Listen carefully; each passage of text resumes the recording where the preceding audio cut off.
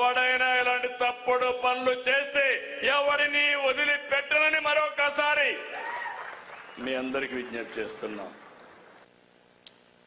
ఈ రాష్ట్ర ముఖ్యమంత్రి సుదీర్ఘకాలం రాజకీయాలు నడిపినటువంటి వ్యక్తి, 4వసారి ముఖ్యమంత్రిగా పనిచేస్తున్నటువంటి నారా చంద్రబాబు నాయుడు గారి మాటలు మీరు విన్నారు. దీనిలో చాలా అబద్ధాలు, అసత్యాలు చెప్పాడని ఈ సందర్భంగా నేను చెప్తున్నాను. మొదటిది ఏంటంటే, నిన్న ఈ సంఘటన జరిగిందని చెప్తున్నారు. ముఖ్యమంత్రి గారు ఎప్పటికప్పుడు ఇన్ఫర్మేషన్ తీసుకునేటటువంటి ముఖ్యమంత్రి గారు ఏం చెప్తున్నాడంటే, నిన్న ఏం చెప్తున్నాడు, ఇది జరిగింది 3 రోజుల క్రితం 15వ తారీఖు సాయంత్రం 8:30 గంటల ప్రాంతంలో జరిగితే నారా చంద్రబాబు నాయుడు గారు ప్రపంచానికి నిన్న జరిగిందని చెప్తున్నాడు. ఎందుకు నిన్న జరిగిందని చెప్తున్నాడంటే, ఈ 3 రోజులు యాక్షన్ తీసుకోకుండా అట్టి పెట్టారు కాబట్టి దాన్ని అలా చెప్పేటటువంటి ప్రయత్నం చేస్తున్నారు. నెంబర్ 1. నెంబర్ 2, ఇద్దరి మధ్యన తగాదా అంటున్నారు. ఇది ఇద్దరి మధ్యన తగాదా కాదు. ఆ వార్డులో ఉన్నటువంటి తెలుగుదేశం పార్టీ సెక్రటరీకి ఒక పౌరుడికి జరిగినటువంటి సంఘర్షణ. ఎందుకు జరిగింది? నేను ఆ కుటుంబాన్ని, నేను ఫాతిమా గారు వెళ్ళాం, పరామర్శించాం. విషయాలు తెలుసుకున్న తర్వాత మాత్రమే మేము మాట్లాడుతున్నాం. ఎందుకు జరిగిందో తెలుసా?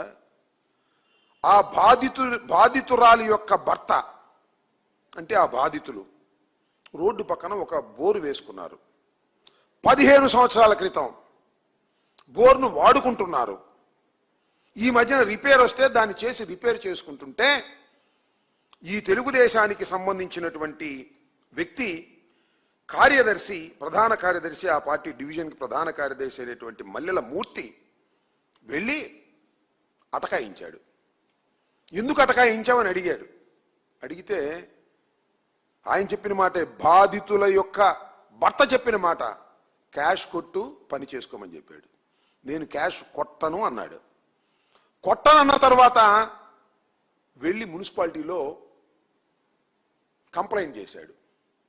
మున్సిపాలిటీ వాళ్ళు వచ్చారు, తీసుకొచ్చారు అతన్ని. వచ్చిన తర్వాత వీళ్ళు వెళ్ళి అడ్డగించారు మున్సిపాలిటీ వాళ్ళు తీస్తుంటే. ఆ సందర్భంలో మూర్తి ఇప్పుడు బాధితురాలైనటువంటి మహిళని ఇష్టం వచ్చాడు కొట్టాడు, కొడుకును కొట్టాడు. కొట్టిన తర్వాత ఆ రోజు సాయంత్రం, అంటే 15వ తారీఖు సాయంత్రం పోలీస్ స్టేషన్కి వెళ్ళారు. ఈ బాధితురాలు కుటుంబం మొత్తం వెళ్ళారు. 3 భర్త, కొడుకు, ఆమె వెళ్ళారు. చేతికి గాయాలైనవి చూపించారు. చేతికి గాయాలైనవి అండి, కేసు పెట్టండి అని. ఆగండి, మీరు ఆగండి. వెళ్ళి ఆసుపత్రికి వెళ్ళమన్నారు. ఆసుపత్రికి వెళ్ళారు, సర్టిఫికేట్ తీసుకొచ్చారు. కేసు రిజిస్టర్ చేయండి అన్నారు. ఆగండి అన్నారు. చెయ్యలేదు. ఎందుకు చేయలేదు చెప్పాలి, నారా చంద్రబాబు నాయుడు గారు చెప్పాలి. చేయలేదు, పో. తర్వాత ఏం చేశారండి, పాపం ఆ భర్త ఏం చేశారంటే, సరే ఇంటికి వెళ్ళండి మీరు, నేను పోలీస్ స్టేషన్లో ఉంటాను, పోలీసులు ఇంకా రాలేదని ఆ భార్యని, కూతుర్ని ఇంటికి పంపించాడు. అప్పుడు వచ్చాడు మూర్తి మళ్ళా ఒక అవతారంతో, కొంతమందిని వెంట పెట్టుకొచ్చాడు. దానిలో ట్రాన్స్జెండర్స్ ఉన్నారు. తీసుకొచ్చి భర్త పోలీస్ స్టేషన్లో ఉండగా, పోలీస్ స్టేషన్లో కేసు రిజిస్టర్ చేయమని భర్త అక్కడ కూర్చుని ఉండగా, ఎరా పోలీస్ స్టేషన్లో కేసు పెడతావా, నేను తెలుగుదేశం వాడిని, నువ్వు పోలీస్ స్టేషన్లో కేసు పెడితే కేసు రిజిస్టర్ చేస్తారా, చూస్తా అని ఆ ట్రాన్స్జెండర్స్ సహాయంతో 9 మంది ఆమె మీద దాడి చేశారు. విచ్చలవిడిగా కొట్టారు.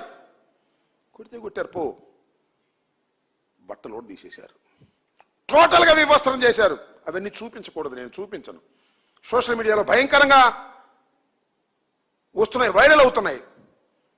విచ్చలవిడిగా బట్టలు ఊడదీసి నడి రోడ్డు మీద కూర్చోబెట్టారు. ఇప్పుడు మహాభారతంలో విన్నాం, వివస్త్రం చేశారు. అది కూడా పూర్తిగా కృష్ణుడు వచ్చి అడ్డుకున్నాడు. కానీ ఇక్కడ ఎవరు అడ్డుకోలా. కొడుకు అడ్డుకుంటే కొడుకు లాగేశారు, కొడుకును కొట్టారు, ఆమెను కొట్టారు.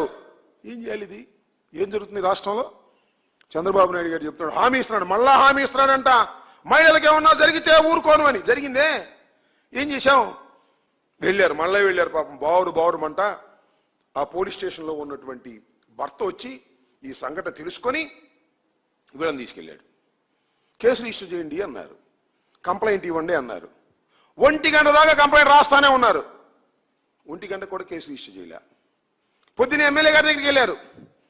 అమ్మా నువ్వు మహిళవి, ఇలాంటి ఘోరం జరిగింది అంటే ఆగండి అంది. ఆగారు. వాళ్ళని పిలిచారు, ట్రాన్స్జెండర్స్ తరపున ఈ మూర్తిని అందరినీ పిలిచారు. పిలిచి కాంప్రమైజ్ పెట్టారు. కాలా. పంచాయతీ చేశారు. కాలా. కేసు రిజిస్టర్ అయిందా? కాలా. ఎందుకంటే ఎమ్మెల్యే గారు చెప్పింది కేసు రిజిస్టర్ చేయరు. చివరికి మధ్యాహ్నానికి అనుకుంటాను, మధ్యాహ్నానికో 11 గంటలకో రాజీ పడం పొమ్మంటే అప్పుడు కేసు నామినల్గా రిజిస్టర్ చేశారు. రిజిస్టర్ చేసి తల కింద పెట్టుకున్నారు. 8వ తారీఖున 16వ తారీఖున కేసు అయితే రిజిస్టర్ చేశారు. కనీసమైనటువంటి సెక్షన్లు కూడా సరిగా వేయకోకుండా కేసు రిజిస్టర్ చేసి తల కింద పెట్టుకు పడుకున్నారు. 16 అట్ట గడిచిపోయింది. 17వ తారీఖు ఆ నోట తెలిసింది. ఇంకో చిత్రమైన విషయం ఏంటంటే అదృష్టం, వాళ్ళ ఇంటి దగ్గర 2 కెమెరాలు నేను చూసి వచ్చా. నేను అమ్మాయి వెళ్ళి చూసి వచ్చాం. 2 కెమెరాలో రికార్డ్ అయింది మొత్తం. ఆ రికార్డుని తీసుకెళ్లి చూపించారు. అమ్మో ఇది కొంప మునిగిపోయే వ్యవహారం, ఇంకేముంది ఈ వైఎస్ఆర్సీపీ ఇంటర్ఫీర్ అయిపోద్ది, మహిళా సంఘాలు వచ్చేస్తాయి అని అప్పుడు మేలుకున్నారండి చంద్రబాబు నాయుడు గారును మన అక్కడ లోకల్ ఎమ్మెల్యే గారు. ఇది జరిగింది 15వ తారీఖున అయితే ఆమె దృష్టికి వస్తే 17వ తారీఖున ముందు జాగ్రత్త చర్యగా ఒక లెటర్ రిలీజ్ చేసింది పాపం ఎమ్మెల్యే గారు. వాడు మా పార్టీయే, వాడిని సస్పెండ్ చేసేస్తున్నాం, మహిళల మీద చేస్తే ఊరుకుంటావా? మరి అప్పుడు దాకా ఏం చేసాం? 15వ తారీఖు జరిగితే 16 కాముకున్నావు, 17 సాయంత్రం మాత్రం రిలీజ్ చేసింది. ఎక్కడో వచ్చి మీద పడిపోతుంది వ్యవహారం, సోషల్ మీడియాలో జరిగిపోతుంది. ఇక ఇది ప్రమాదాన్ని తెచ్చిపెడుతుంది అనేది అప్పుడు మాత్రం మేల్కొని ఈ కాగితం రిలీజ్ చేసి చేతులు దులిపేసుకుందాం అనేటువంటి ప్రయత్నం చేస్తున్నారు.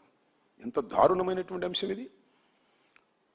గుంటూరులో రాజధాని కూతవేటు దూరంలో ఒక మహిళని తెలుగుదేశం పార్టీ కార్యకర్త నాయకుడు డబ్బుల కోసం తగాదా పడి, లంచాల కోసం తగాదా పడి మహిళను వివస్త్ర చేస్తే 2 రోజుల వరకు మీరు యాక్షన్ తీసుకోలేదంటే ఈ ప్రభుత్వం ఏం చేస్తుందని అడుగుతా ఉన్నా. అప్పుడప్పుడు ఇక బయలుదేరి టకటకటక ఎక్కడో ప్రమాదం వచ్చేసి చంద్రబాబు నాయుడు గారు అందరికి చెబుతున్నాడంట. ఆయన నోటప్పుడు ఎందుకు వచ్చిందంటే ఇది కొంప మునిగిపోతుంది. పొద్దున్నే మేమన్నా వెళ్తాం అనుకున్నాం. పొద్దున్నే 6 o'clockకి వెళ్ళి వారిని పరామర్శించాలనుకుంటే పోలీసు వారు వాళ్ళందరూ తీసుకెళ్ళిపోయి ఎంక్వైరీ అని అదేని ఇదేని మేము రాకుండా చేసేందుకు ప్రయత్నం చేశారు. ప్రయత్నం చేసినా కూడా వాళ్ళు సాయంత్రానికి వచ్చారు. ఇందాక 2 గంటలకు మేము వెళ్ళాము, వారిని పరామర్శించాము, మొత్తం విషయాలు తెలుసుకున్నాము. అతి దారుణమైనటువంటి సంఘటన. ప్రభుత్వం సరిగా యాక్ట్ చేయలేదు. ఎమ్మెల్యే రాజీ చేయడానికి ప్రయత్నం చేసింది. ఎమ్మెల్యే రాజీ చేసే ప్రయత్నం జరుగుతుంది కాబట్టి అప్పుడు దాకా కేసు రిజిస్టర్ చేయకోకుండా ఎమ్మెల్యే గారు పోలీసులకు ఇన్స్ట్రక్ట్ చేసింది. అందువల్ల పోలీసులు కేసు రిజిస్టర్ చేయలేదు. ఇంత దారుణంగా వ్యవహరిస్తున్నారు పోలీసులు. తెలుగుదేశం పార్టీ వాళ్ళ ఆదేశం మేరకు వ్యవహరిస్తున్నారు. ఆయన చెప్తాడు పాపం సిఐ అమాయకుడు, ఏం చేస్తాం పాపం. ముందు ఎమ్మెల్యే గారి దగ్గరికి వెళ్ళారంట. ఆమె చెబితే ఎండార్స్ చేస్తే అప్పుడు కేసు రిజిస్టర్ చేసామని చెబుతున్నాడు. నేను విన్నా. ముందు పోలీస్ స్టేషన్ కదా వెళ్ళింది, ఎమ్మెల్యే గారి దగ్గరికి ఎందుకు వెళ్ళారు? ఎమ్మెల్యే గారి దగ్గరికి తర్వాత వెళ్ళారు. నువ్వు రిజిస్టర్ చేయకపోతే ఎమ్మెల్యే గారు వాళ్ళని పిలిచి రాజీ చేసి మసిపూసి మారేడుగా చేసి కేసు క్లోజ్ చేద్దాం అనుకున్నారు. ఇంతలో వాళ్ళ కెమెరాలోని విషయాలు బయటకు వచ్చినాయి. బయటకు వచ్చిన తర్వాత కొంప మునిగిపోయే అంశం ఇది. మహిళా సంఘాలన్నీ ముందుకొస్తాయి. వైఎస్ఆర్ కాంగ్రెస్ పార్టీ కూడా వచ్చి దీన్ని ఖండిస్తుంది. కాబట్టి దీని మీద యాక్షన్ తీసుకోకపోతే మనకి కొంప మునిగిపోతుందని భావించి అప్పుడు ఈ మల్లెల మూర్తిని సస్పెండ్ చేస్తున్నట్టుగా ముందుగా ఒక కాగితం ఇచ్చేశారు. అంటే దీన్ని బట్టి కుట్ర అర్థమవుతుంది కదా. ఒక కాగితం ఇచ్చేస్తే సస్పెండ్ చేసేస్తే పని అయిపోతుంది అనుకుంటున్నారు. ఇక్కడ కారణం అది కాదు. డబ్బులు వసూలు చేసే కార్యక్రమం చేస్తున్నారు వార్డుల్లో.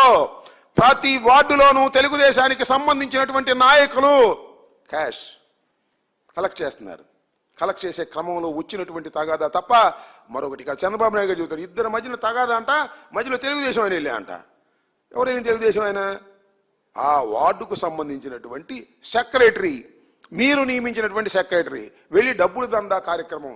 ఇది తెలుగుదేశం వాళ్ళు డబ్బులు దందా కార్యక్రమం చేస్తున్న సందర్భంలో వచ్చినటువంటి ఒక తగాదాలో అతన్ని ఎమ్మెల్యే గారు కాపాడడానికి ప్రయత్నం చేస్తే ప్రయత్నం చేసినా కూడా కాపాడలేకపోతే వెలుగులోకి వచ్చినటువంటి కేసే గాని ఇది వెలుగులోకి రాకోకుండా తొక్కేయాలని ఎంత ప్రయత్నం జరిగిందో మీకు అర్థమవుతూ ఉంటుంది.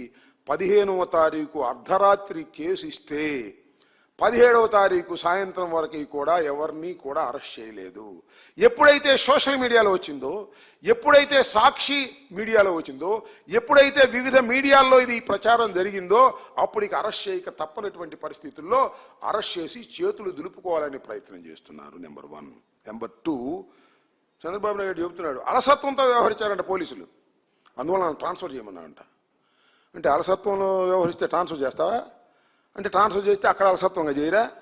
అసలు అలసత్వంగా వ్యవహరించింది సారు మీ ఎమ్మెల్యే గారు. పాపం పోలీసుల మీద పడతారు. నాకు తెలుసు అయ్యా, పోలీసులందరికీ మనం చేస్తున్నా, చివరికి మీ మీదే పడి తాటికాయి. చంద్రబాబు చేతులు నిలుపుకుంటాడు, ఎమ్మెల్యేలు చేతులు నిలుపుకుంటారు. ఎమ్మెల్యేలు చెప్పినట్టుగా మీరు చేయటం, తర్వాత మీరు బలైపోవటం. ఇవాళ ట్రాన్స్ఫర్ చేస్తారంట. నిజంగా తప్పు చేస్తే ట్రాన్స్ఫర్ చేస్తే ఏమైంది అని చెప్పండి. నిజంగా తప్పు చేస్తే సస్పెండ్ చేయాలా? అయినా సస్పెండ్ కూడా చేసేస్తారు. కానీ ఎమ్మెల్యే గారిని కాపాడే కార్యక్రమాలు చేస్తున్నారు.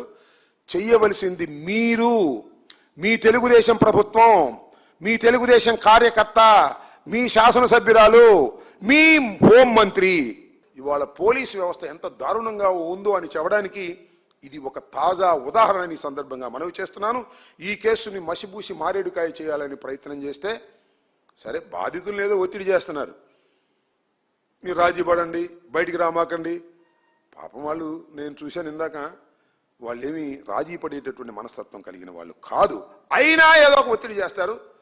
రాజీ పడినా వాస్తవాలు వాస్తవాలుగా ఉంటాయి. వాటి గురించి మేము సమాజంలో మాట్లాడుతూనే ఉంటాం. అవసరమైతే లీగల్ ఫైట్ కూడా చేస్తాం. ఇది దారుణమైనటువంటి అంశం. ఈ అంశం రాష్ట్రం ఒక్కసారి ఉలిక్కిపడినటువంటి అంశం. దీన్ని మీరందరూ కూడా, ప్రజాస్వామ్యవాదులందరూ ఖండించాలని, చంద్రబాబు నాయుడు గారు ఊరికినే ఊకదంపుడు ఉపన్యాసాలు తప్ప ఆయన హయాంలోని ఇలా జరుగుతుంది, ఆయనకు తెలిసే జరుగుతుందని కూడా ఈ సందర్భంగా నేను చెప్పదలుచుకున్నాను. హోంమంత్రి గారికి కూడా తెలుసు, అక్కడ ఎమ్మెల్యే గారికి కూడా తెలుసు. ఇది అత్యంత దారుణమైన అంశం. దీన్ని సక్రమంగా డీల్ చేయకపోతే ఎవరు సహించరని వైఎస్ఆర్ కాంగ్రెస్ పార్టీయే కాదు, సమాజంలో ఉన్నటువంటి NGOs కానీ, మహిళా సంఘాలు కానీ దీని మీద రియాక్ట్ కావాలని ఈ సందర్భంగా నేను చెప్పదలుచుకున్నాను.